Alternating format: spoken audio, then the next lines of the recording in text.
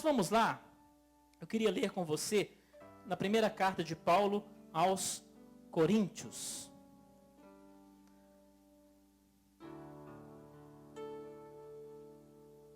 O que a Bíblia fala sobre filosofia?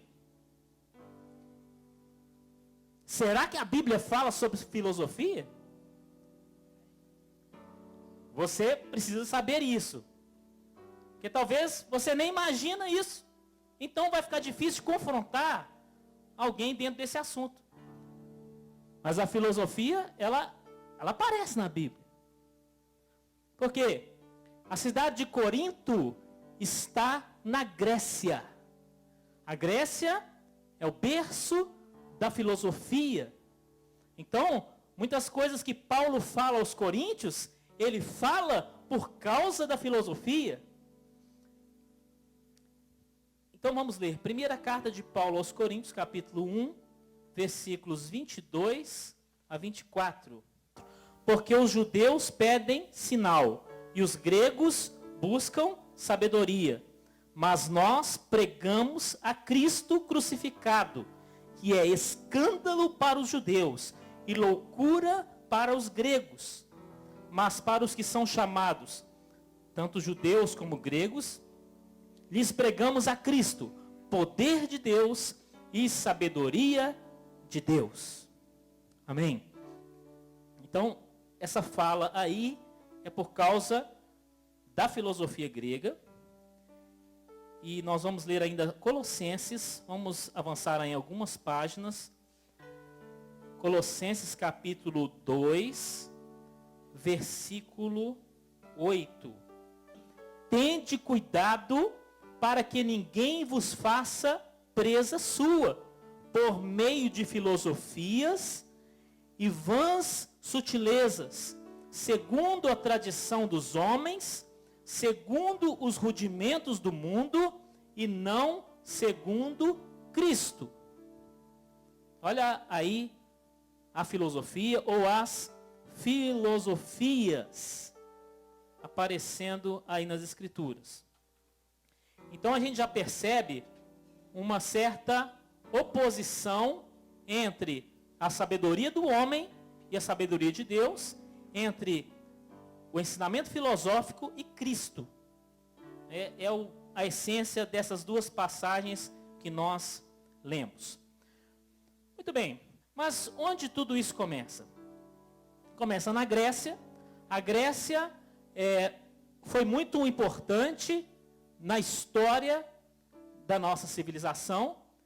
E, em primeiro lugar, a Grécia se destacou muito por causa da mitologia. Pode colocar a imagem número 1. A mitologia grega é muito famosa, com suas histórias de deuses e heróis. Então, eu vou falar sobre filosofia, mas começando aí da mitologia. A mitologia é o quê? Uma série de histórias fantásticas sobre deuses com características humanas, deuses que têm sentimentos humanos, que têm reações humanas, que têm ódio, têm inveja, têm amor, fazem sexo, se reproduzem, não é isso? Então aqueles deuses lá no Olimpo, aquilo lá era uma confusão, né? Um tumulto. Então a mitologia, ela traz todas essas histórias. E a mitologia, ela surgiu por quê? Por causa dos grandes questionamentos do ser humano. Então, são perguntas existenciais, cuja resposta as pessoas não tinham. Então, para responder a essas perguntas, surgia o quê? O mito. Era uma história. Como a pergunta é, como surgiu a noite? Aí vem o mito de Pandora. E assim, outras perguntas fizeram surgir os mitos. Pode pôr a segunda imagem. Então, eram histórias sobre deuses, histórias que pretendiam explicar a os mistérios do universo e da existência humana. Muito bem. A Grécia foi ganhando grande significado no mundo conhecido da época. A cidade de Atenas, capital da Grécia, foi atraindo muita gente de todos os lugares do mundo. Quem tinha condição de ir a Atenas, queria ir. E por ali passavam pessoas de todos os lugares, principalmente comerciantes, os eruditos, os sábios, os estudiosos, passavam por Atenas. E o que aconteceu com isso? A crítica, ela foi surgindo ali, no meio de todo esse movimento. Então, onde você tem pessoas, você vai ter a crítica. A crítica, ela vai levantar o quê? Questionamentos sobre a cultura. Então, a crítica, ela começou a atacar a mitologia. A mitologia começou a ser questionada. E desse questionamento surgiu a filosofia. Então, a crítica é a mãe da filosofia. O pai nós ainda não descobrimos quem é. Mas a crítica é a mãe. Quer dizer, se você é um cara crítico, você está no caminho de ser um filósofo. Mas para ser um filósofo, você tem que propor alguma explicação, você tem que propor alguma solução. Não apenas criticar, mas a crítica é o começo desse caminho. Então, toda essa crítica fez surgir a filosofia. E a filosofia, ela tem sua importância. Tá? Não estou aqui para negar o que houver de bom na filosofia. Nós temos também efeitos colaterais sobre os quais eu quero falar. Então, a filosofia, ela teve um importante papel de libertar as pessoas da mitologia. Então, esse lado bom nós não podemos negar. E alguns nomes foram muito importantes nisso aí, como Platão. Coloca a fotografia do moço aí, por favor. Platão. Temos também um nome muito importante, que é o Sócrates. Põe a próxima para mim, por favor. Temos também o Aristóteles, né, que não temos foto dele. Mas vamos lá. Então, a mitologia a filosofia foi muito importante para libertar as pessoas da mitologia. Agora, vamos aos efeitos colaterais. Então, é o que acontece na faculdade, quando o cristão, ele tem aquele encontro com o ensinamento filosófico. O que acontece? O filósofo, ele combate a mitologia, combate os falsos deuses, mas para o filósofo ateu, não é? Todos os deuses são falsos. Então ele coloca aí no pacote da mitologia também a nossa crença em Deus. Ele coloca como mitologia o cristianismo. Então é aí que o crente sofre na sala de aula. Porque ele é confrontado nesse sentido. E o crente é ridicularizado às vezes. Na época de Cristo, mitologia já era coisa antiga. Sabiam disso?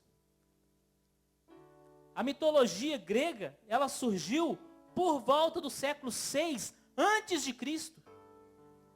Então, quando Cristo chegou com a sua mensagem, já tinha muito filósofo metido à besta. Muito filósofo se achando superior.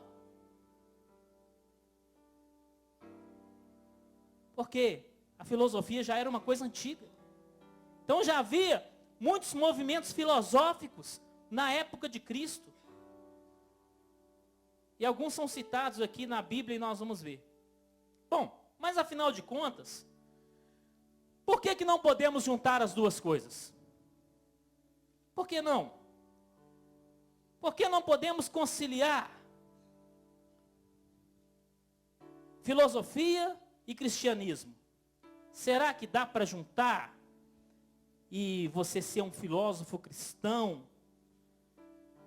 Olha, algumas pessoas são conhecidas como filósofos cristãos. Mas eu vou mostrar aqui a dificuldade de juntar as duas coisas. E qual é a dificuldade? Vou mostrar o principal ponto de divergência entre a filosofia e a fé cristã. Sabe qual que é? A essência da filosofia é o eterno questionamento. Esta é a essência. Entenderam? A essência da filosofia é o eterno questionamento. É a busca constante do saber e não a sua posse. É o eterno estudo dos problemas existenciais, mas nunca a solução destes problemas. Mas o que o Evangelho nos propõe é a solução. E não apenas o estudo do problema. A essência da filosofia é a descrença, é a dúvida. A essência do cristianismo é a fé. Então aí está o ponto principal de divergência entre a filosofia e a fé cristã. Sócrates dizia: só sei que nada sei. Mas a palavra de Deus diz: eu sei em quem tenho crido. O Senhor Jesus Cristo. Eu sei que o meu Redentor vive. Mas Sócrates não sabia. Só sei que nada sei. O ensinamento bíblico não nos leva a sermos pessoas indefinidas. Mas a filosofia pode levar uma pessoa a ser indefinida. Por quê? O filósofo, ele não pode dizer: encontrei o verdadeiro conhecimento. Ele não pode dizer isso. Ele tem que dizer: estou em busca do conhecimento. Mas você ainda não achou? Ainda não achei. Se ele encontrar uma resposta para o seu questionamento, ele vai questionar aquela resposta, ele vai duvidar daquela resposta e ele vai partir em busca de outra resposta. Este é o método filosófico. Mas a Bíblia não nos ensina isso.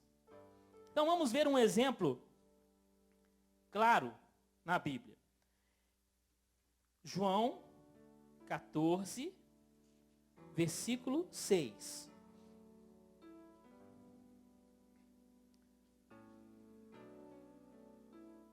Em João 14, 6, Jesus disse: eu sou o caminho, a verdade e a vida. Ninguém vem ao Pai senão por mim. Esse versículo é antifilosófico. Porque o filósofo, ele não aceita que haja uma verdade determinada. Ou que exista um caminho determinado. O filósofo, ele nunca vai definir exatamente o que seja vida. Haverá uma série de definições, mas o Evangelho, ele é muito definido. Então, abra aí a sua Bíblia em João capítulo 18, para vermos um questionamento interessante. João capítulo 18, algumas páginas aí à frente, versículo 37. Disse-lhe, pois, Pilatos: logo tu és rei? Jesus respondeu: tu dizes que eu sou o rei. Eu para isso nasci, e para isso vim ao mundo, a fim de dar testemunho da verdade. Todo aquele que é da verdade, ouve a minha voz. Disse-lhe Pilatos, que é a verdade? Dizendo isto, tornou a ir ter com os judeus e disse-lhes, não acho nele crime algum. Então, a pergunta de Pilatos é a pergunta filosófica. Então Jesus diz, eu sou o caminho, a verdade e a vida. Pilatos pergunta, o que é a verdade? E ele não espera a resposta, ele sai do recinto. Então nós vemos aí um questionamento filosófico e uma atitude filosófica. Uma atitude de quem não quer a resposta. Ele quer a pergunta. Então, aí está um exemplo desse questionamento. Então, o que a filosofia faz? O que a filosofia fez, não é, nessa história grega?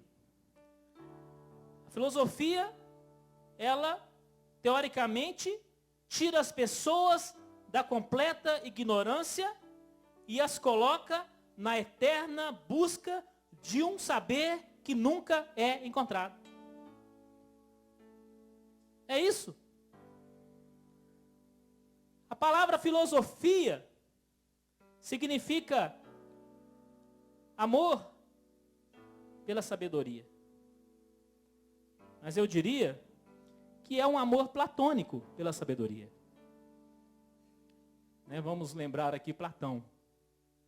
Amor platônico. Porque o filósofo ama a sabedoria, mas nunca a encontra. Muito bem. Então, é por isso que a filosofia se torna vã. Nesse aspecto. No meio desse caminho, ela pode ter algumas utilidades. É verdade que tem. Mas ela leva o indivíduo a um estado de indefinição. Ele não pode dizer que encontrou a verdade. Ele não pode dizer que encontrou a resposta para os seus anseios. Ele não pode, porque a filosofia não permite. A filosofia é interessante, pode ser útil, mas não é tudo na vida. A Grécia está mergulhada numa crise financeira terrível. Então sobrou conhecimento de filosofia, faltou um pouco de economia.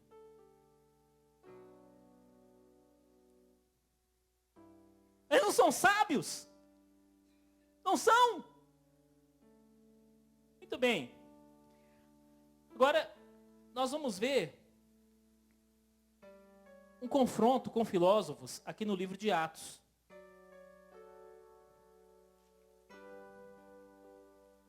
Atos dos Apóstolos, capítulo 17, a partir do versículo 15.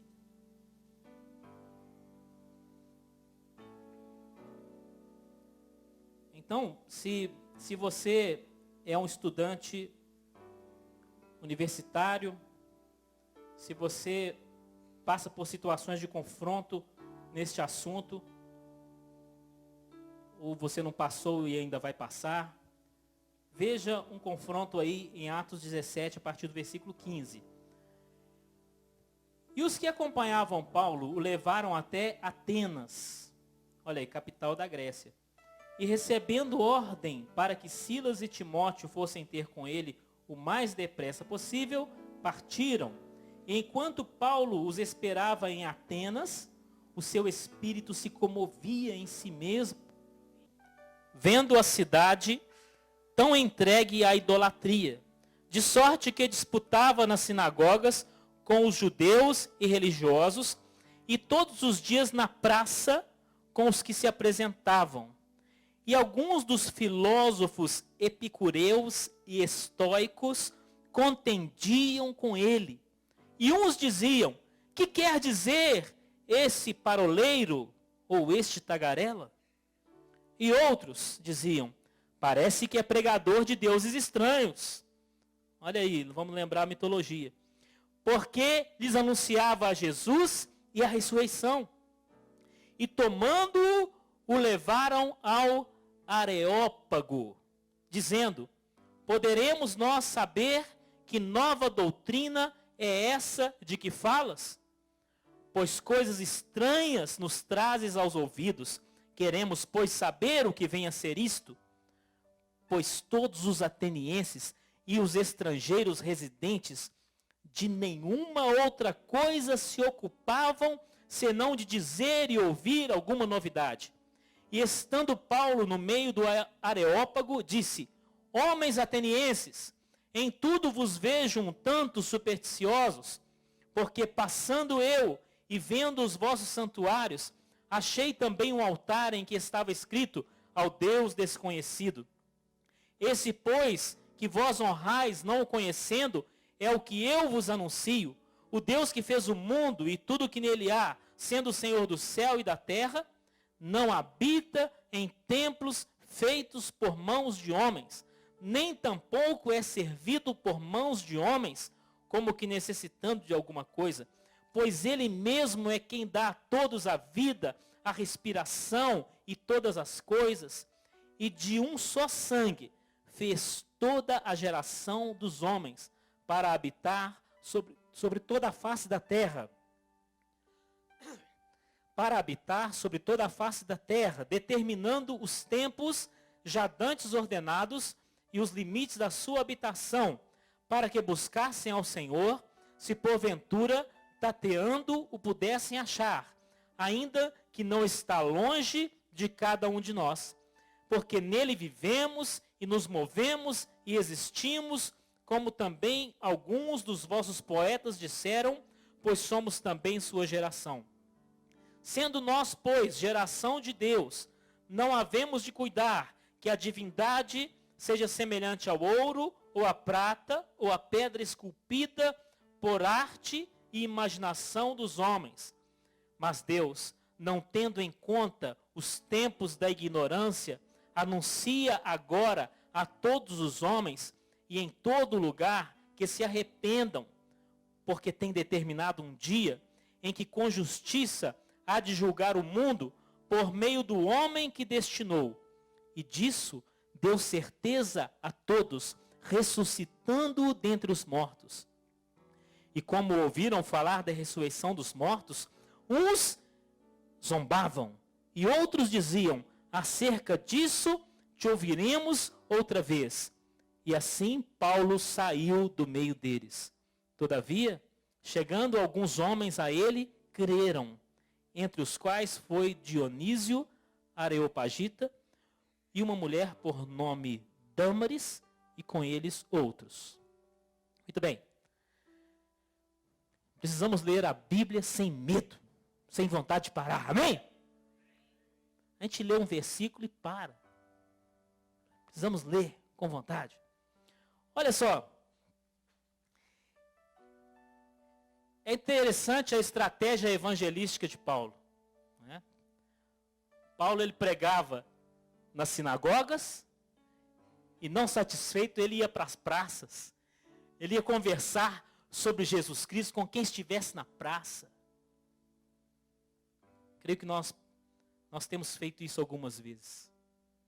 Precisamos fazer mais. Mas aqui é capital da Grécia. O texto está falando de Atenas. E estavam ali os filósofos. E havia aqui duas correntes filosóficas. Por quê? A filosofia, ela se divide em ramos diferentes, em linhas filosóficas, em correntes filosóficas, e chegando até uma ser contrária à outra. Hoje em dia, essa palavra filosofia está tão banalizada, que tudo hoje em dia é filosofia. Tem a filosofia do rap, até rap é filosofia agora. Funk virou filosofia. Tem a filosofia do boteco, tem a capoeira virou filosofia. Eu escutei hoje na televisão, uma reportagem sobre capoeira, e ao invés do moço chegar lá e falar da dança ou da luta, ou o que for, ele falou: não, a capoeira é uma filosofia. Mas aqui no texto nós temos duas correntes filosóficas. Dos epicureus e dos estoicos. Ou seja, o epicurismo e o estoicismo. E o que eram essas correntes filosóficas? Os epicureus, eles seguiam a doutrina de um moço chamado Epicuro de Samos, que viveu no século 4 a.C.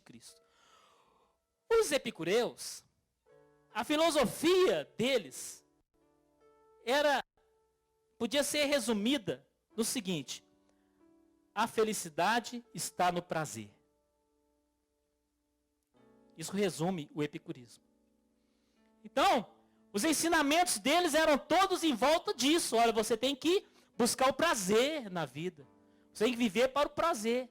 Esquece esse negócio de destino, morte, deuses. Esquece isso. A felicidade está no prazer. Então isso levava as pessoas a um modo de vida libertino. Né? E o estoicismo? O estoicismo era o contrário. O estoicismo pregava o quê? O autocontrole. Eles diziam que a felicidade está na sabedoria, na prudência. E Paulo chegou ali detonando com todo mundo. Detonando. Porque o que Paulo pregou? Paulo não pregou que a felicidade está no prazer. Ele também não pregou que a felicidade está na sabedoria. Mas ele pregou a Cristo. Pregou o Evangelho de Jesus Cristo. Por quê? Porque essas filosofias, elas podiam ser muito úteis, mas nenhuma delas ia salvar aquelas pessoas de uma eternidade sem Deus. Então, Paulo, ele atacou essas filosofias. Isso foi no Areópago. Coloca a imagem para mim, por favor. Foto número 7. Aí está o Areópago. Foi o lugar onde aconteceu o que nós lemos aí em Atos capítulo 17. Tá? Onde Paulo pregou para os filósofos. E ele confrontou esse pessoal aí. Confrontou, por quê? Porque a filosofia não salva. A filosofia não liberta. A filosofia não cura. A filosofia não tira depressão. A filosofia não dá um sentido para a vida de ninguém. Mas Cristo, Ele dá esse sentido. Amém? Cristo dá a solução que nós precisamos. Muito bem. Agora, vamos voltar a um ponto que é fundamental em tudo isso. Eu disse que os filósofos, ou os professores de filosofia, né, costumam reunir o cristianismo junto com a mitologia. Colocam tudo debaixo do mesmo rótulo. Ah, isso aí é mitologia. Ah, mas e a Bíblia?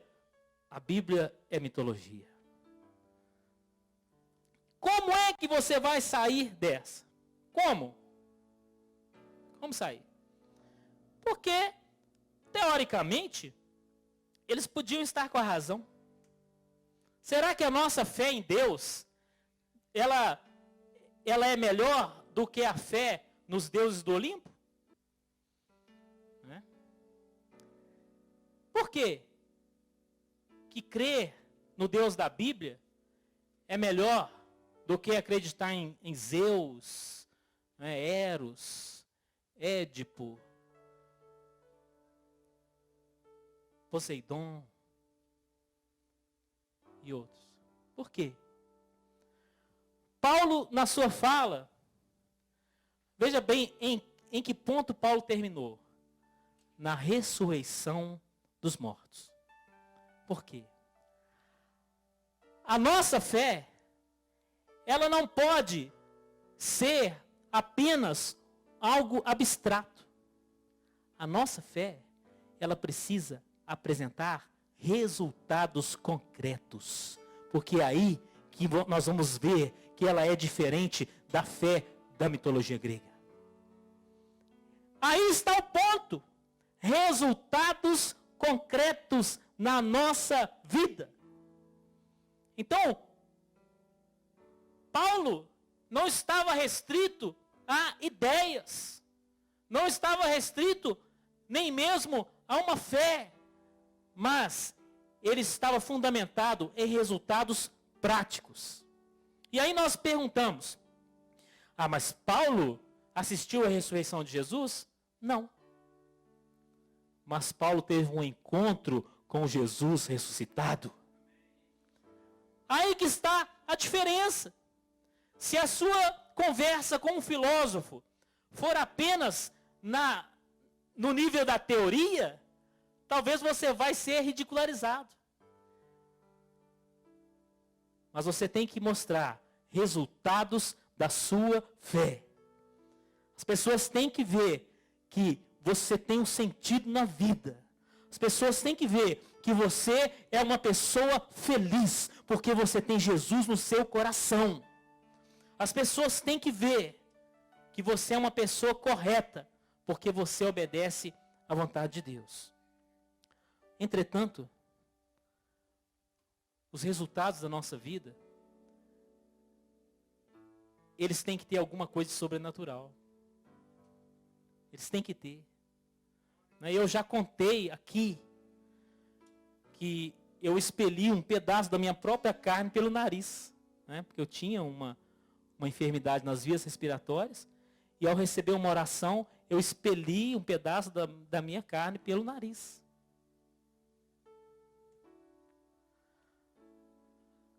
Quer dizer, é uma experiência que eu jamais esquecerei, e que em momentos difíceis da minha vida, eu me lembro dela. Por quê? Porque a minha fé, ela produziu resultado. Então você precisa ver resultados da sua fé. Você precisa. Porque senão, um dia, alguém pode te convencer de que a sua fé é uma farsa. Então busque isso. Busque. Não digo que você não tenha. De repente, se fôssemos abrir aqui para testemunhos, teríamos vários testemunhos. Teríamos vários. Mas, se você não tem uma experiência sobrenatural, busque essa experiência.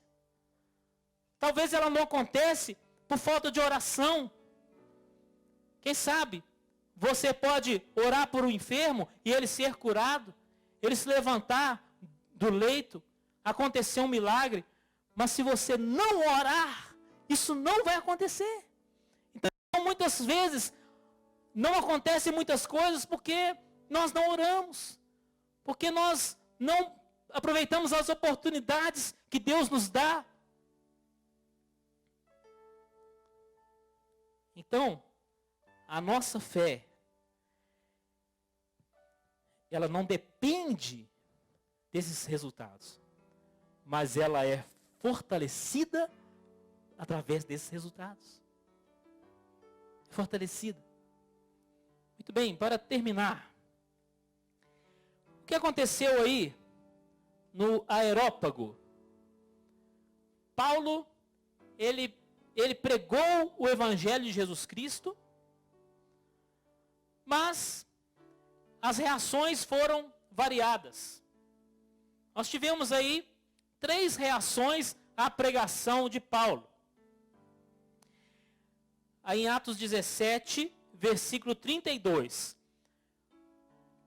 Ao ouvirem falar da ressurreição dos mortos, o que aconteceu? Uns zombavam de Paulo.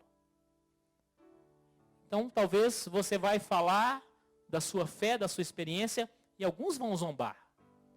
Tá? Isso vai acontecer. Outros disseram: nós queremos ouvir você numa outra oportunidade. Os filósofos, não é? Eles querem saber mais. Eles querem saber mais. Querem saber mais. mas não querem tomar uma posição. E em terceiro lugar, alguns creram e se converteram. Então, assuma a sua fé. Tenha respostas para dar. Alguns vão zombar, outros vão ficar curiosos, mas alguns vão crer. Alguns vão aceitar a sua palavra.